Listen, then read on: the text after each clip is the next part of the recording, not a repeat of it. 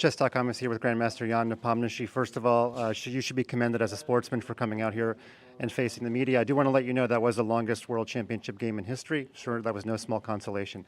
Let me ask you, what was the moment where you knew you were going to have to defend that for many hours? We all know Magnus plays this way, but what was the moment where you knew I have to try to grind this out?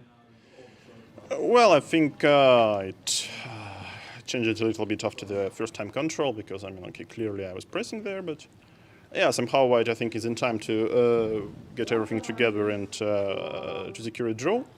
But into this like move 39, move 40, it was like this e5, e4, which was probably wrong. I think it's anyway a draw, but then I ended up like playing this queen e4, queen h4 without big necessity. I could just like stay king h7, king h6 would be an easy draw. And in many different moments, still, it would be the same result. But somehow,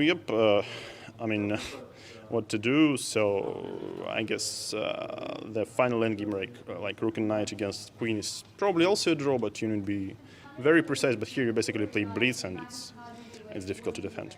I'm not sure if you know, it was move 130, queen e6. But anyway, at hour 4 or 5, I was going to ask you, is this your toughest game ever against Magnus? But now I have to ask you, is it your toughest game of all time that you just played?